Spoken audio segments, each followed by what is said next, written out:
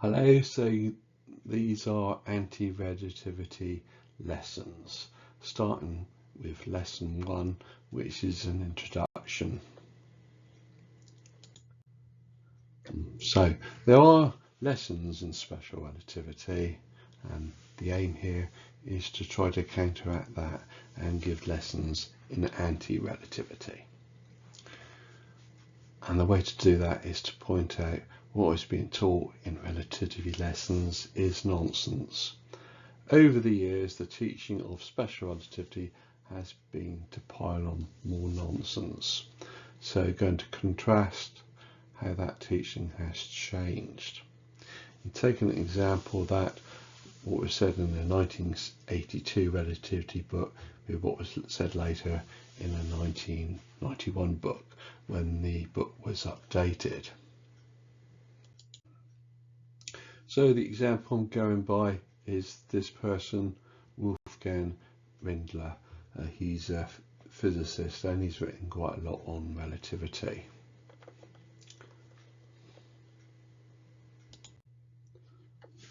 And I'm comparing these two books by Wolfgang, one published in 1982 and the other one published in 1991.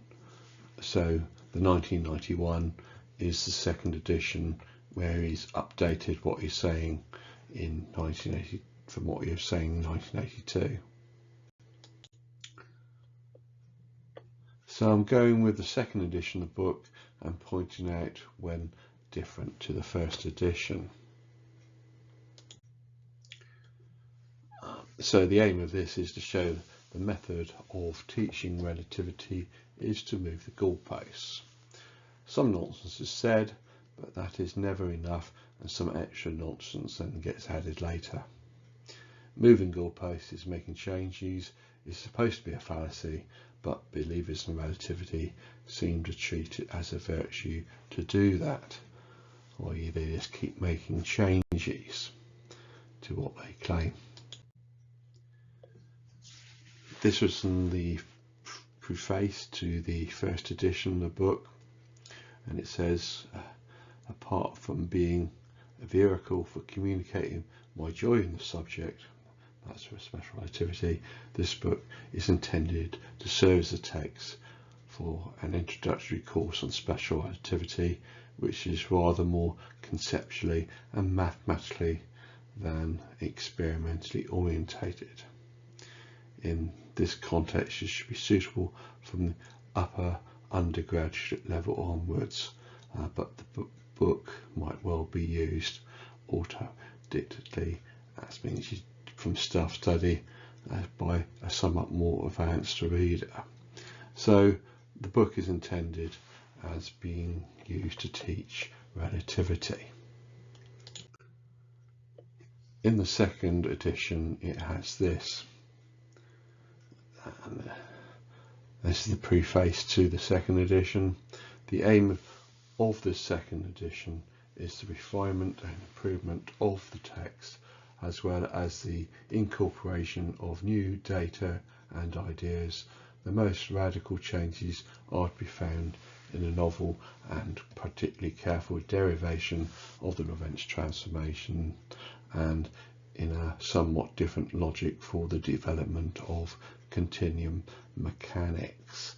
In connection with the former, I have returned to the primacy of Einstein's relativity principle as opposed to Dixon's principle of uniformity. For inertial frames, lesser changes have been made on almost every page, and many paragraphs and even more sections have been rewritten.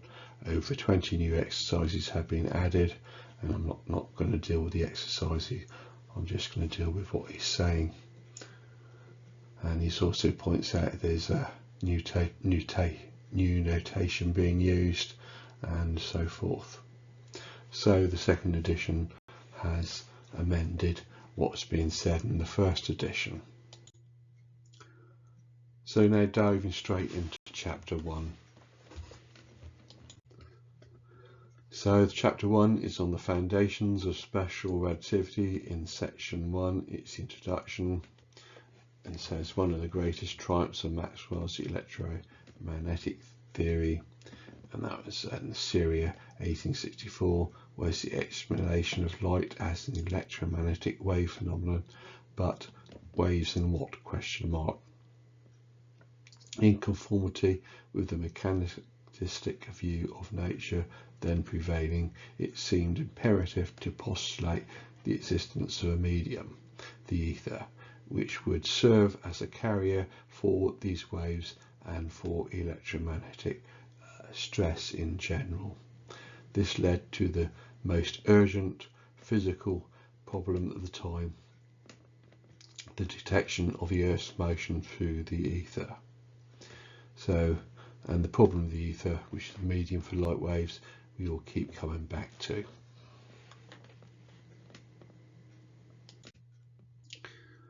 The book continues, of the many experiments devised for the purpose, we shall mention just three. Michelson and Morley looked for a directional variation in the velocity of light on Earth. Fizeau, Muscat, and later Lord Rayleigh looked for an expected effect of the Earth's motion on the refractive index of certain dielectrics, and Troughton and Noble tried to detect an expected tendency of a charged plate condenser to face the ether drift. All failed.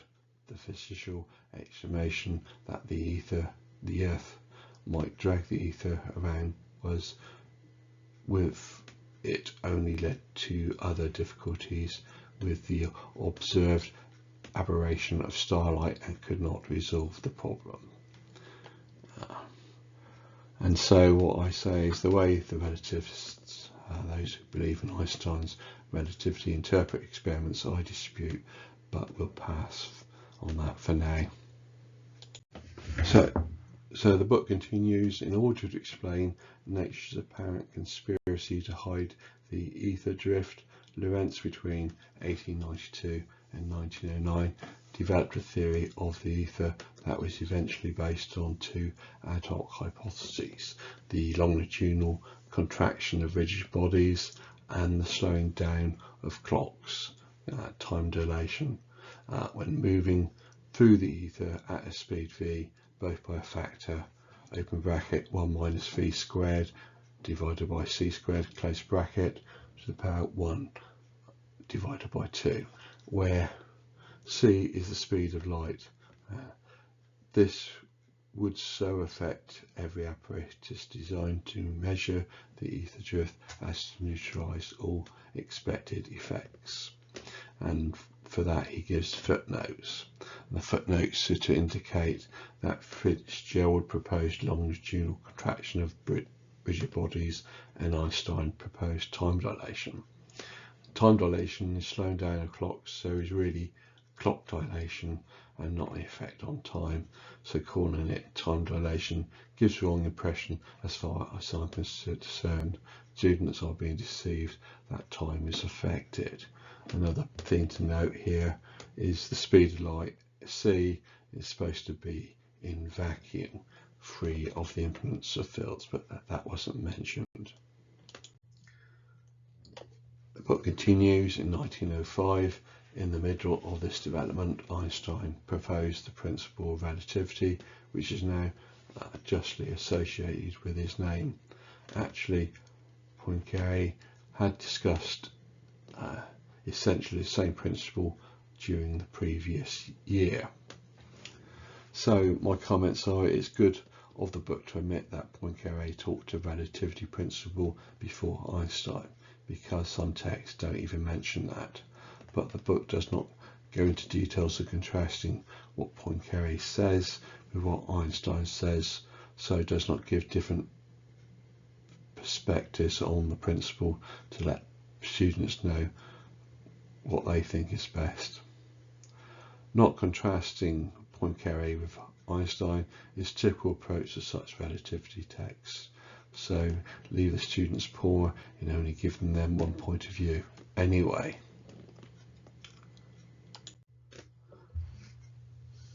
The book dismisses Poincaré's viewpoint on relativity principle by saying the following: but it was Einstein who first recognised its full significance and put it to brilliant use. And the book doesn't explain how. And it's, as I know, it's the usual tactic of relativity texts to make claims and not give sufficient explanation for why they made those claims. So it's making a claim about Poincaré not dealing with relativity principle sufficiently, and it's not saying how. Book then says he elevated the complete equivalence of all, this is Einstein, of all inertial reference frames to the status of an axiom or principle for which no proof or explanation is to be sought. So my comments are, in other words, wants student to accept / believe the relativity principle without evidence. Later it will be found that it does not make sense, but students expect to believe it regardless. This is why critics of relativity often accuse it, which is Einstein's relativity, of being a religion, because students are asked to believe something as a matter of faith, just like a religion. The book says, on the contrary, it explains the failure of all the ether drift experiments, much as the principle of energy conservation explains a priori, i.e. without the need for a detailed examination of the mechanism, the failure of all attempts to construct a perpetual motion machine. And my comments are, once again, a claim is being made without giving explanation as to how. I have read nothing that makes sense of how relativity principle can explain failure of ether drift experiments, but making an unsubstantiated claim is not good enough and wants to throw up a diversion of perpetual motion machine. Does not go into explanation about that as well, and then the book moves on. The book says, at first sight, Einstein's relativity principle seems to be no more than a wholehearted acceptance of the null results of all the ether drift experiments. And my comment is yes, but no reference is being given as to whether this was what Einstein intended, and continues to throw out claims without any substance to back them up. So the book says, by ceasing to look for special explanations of those results and using them rather as empirical evidence for a new principle of nature, Einstein had turned the tables. Projections could be made. And so my comment, another claim without substance, is that how science is supposed to be done? Sounds like Einstein supposedly assumes what experiments shows, putting aside the issue that I object to that interpretation of experiment.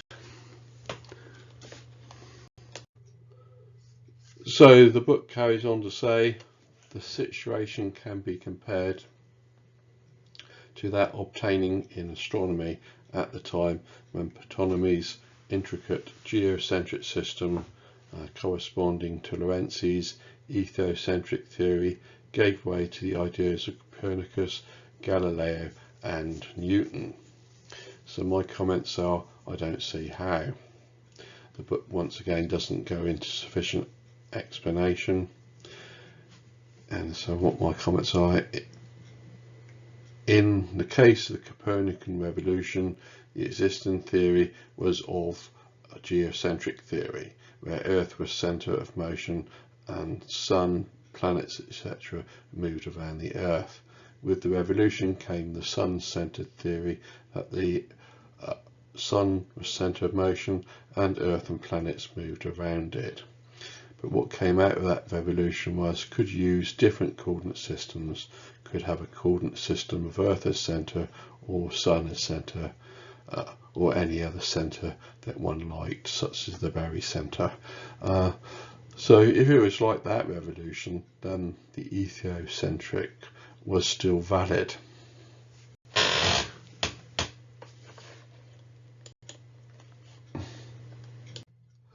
Anyway, the book carries on and says, in both cases, the liberation from a venerable but inconvenient reference frame ushered in a revolutionary clarification of physical thought and consequently led to the discovery of a host of new and unexpected results. And so my comments are inconvenient reference frame, but still valid. Ethocentric might be inconvenient, but it's still valid, and then ether is still valid. Book continues. Soon the whole theory based on Einstein's relativity principle and on a second axiom asserting the invariance of the speed of light was in existence, and the theory is called special relativity. And my comment is, which we will get to, but what has been said so far has not made sense. Expectation of the student is to hope that as the relativity lesson continues it will make sense, but it doesn't. So the book goes on to say its program was to modify all constraints on all the laws of physics. And my comment is, and of course the relativity text will not explain what all these laws of physics are and how they were modified.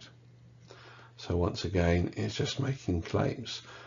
As you read in the book, it's just making claims, not explaining anything. You're hoping eventually it will start explaining things, and it doesn't.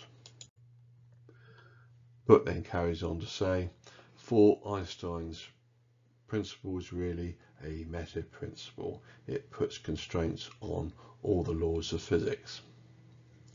And my comment is, but does not explain what a meta principle is, and is using the term meta is suggestive is that talking about metaphysics, in which case talking about metaphysics is not physics. But by this stage the student is probably starting to give up trying to make sense of it all.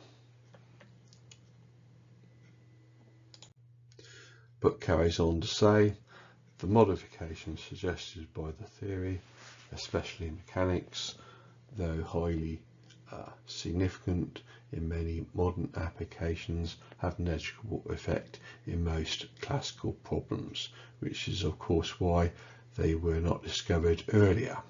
However, they were not exactly needed empirically in 1905 either. This is a beautiful example of the power of pure thought to leap ahead of the empirical frontier, a feature of all good physical theories, though rarely on such a heroic scale. So my comment is not worth responding to with anything more than that that's already been said in the earlier comments I gave. And so the book continues and says, today, over 80 years later, the enormous success of special relativity theory has made it impossible to doubt the wide validity of its basic premises. So my comment is, in the first edition it said 70 years, but second edition it's about 10 years later, so the update is to say 80 years. And of course I dispute the success and think it was more of a mess. The book says it has led, among other things, to a new theory of space and time, and in particular to the relativity of simultaneity and the existence of a maximum speed for all particles and signals, to a new mechanics in which mass increases with speed to the formula E=mc², and to de Broglie's association of waves with particles. and my comments are I dispute all of that, and one of the easiest things to dispute is the mass increase. So physicists like this one, Don Lincoln, says there is no mass increase. So have a disagreement among relatives, some saying there's mass increase and some saying there isn't, i.e. they can't agree on the theory. The book I'm going by, Wolfgang, he's saying there's mass increase, and you've got these other people saying there isn't. So somebody's got it wrong. So the book now goes on to say, one of the ironies of these developments is that Newton's theory, which had always been known to satisfy a relativity principle within the classical framework of space and time, now turned out to be in need of modification, whereas Maxwell's theory, with its apparent conceptual dependence on a preferred ether frame, came through with its formulas intact, in itself a powerful recommendation for special relativity. So my comment is another collection of claims that will be adequately dealt with anon by the text. Book says, apart from leading to new laws, special relativity leads to a useful technique of problem solving, namely the possibility of switching reference frames. This often simplifies a problem, for although the totality of laws is always the same, the configuration of the problem may be simpler, its symmetry enhanced, its unknowns fewer, and the relevant subset of physical laws more convenient in a judiciously chosen inertial frame. And I'm going to pass on that. Book says, our main concern in this chapter will be to set Einstein's principle in its proper perspective and to derive from the so-called Lorentz transformation equations, which are the mathematical core of the special theory of relativity. With their help, we can subject the various branches of classical physics to the test of Einstein's principle, and with their help to find the necessary modifications where the principle is not satisfied. And we're going to be getting to that at the moment. This is the end of section 1, and we're now moving on to section 2.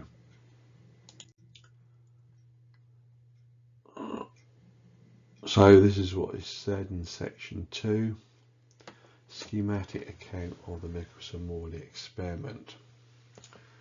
And it says, certainly the most famous of all the experiments designed to measure the ether drift was that due to Michelson and Morley, first performed in 1887 and repeated many times thereafter.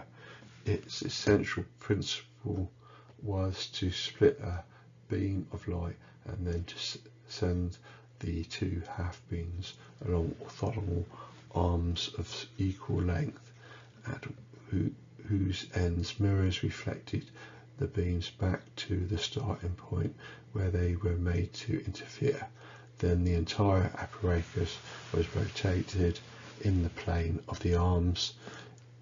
If this causes a differential change in the to and fro light travelled times along the two arms, the interference patterns should change. Suppose originally one of the arms marked length L1 in figure 1 lies in the direction of an ether drift of velocity v. Figure 1 should make it clear that the respective to and fro light travelled times along the two arms would then expect to be the following equations. And we're going to get to figure 1 in a minute. This is figure 1.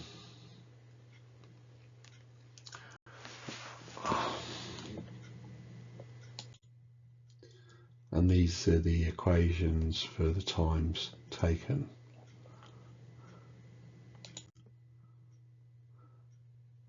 So it says where L1 and L2 are the proportionally equal lengths of the two arms, since T subscript 1 doesn't equal T subject 2, a rotation experiment through 90 degrees should produce a shift in the interference fringes. None was ever observed, which seemed to imply V equals 0.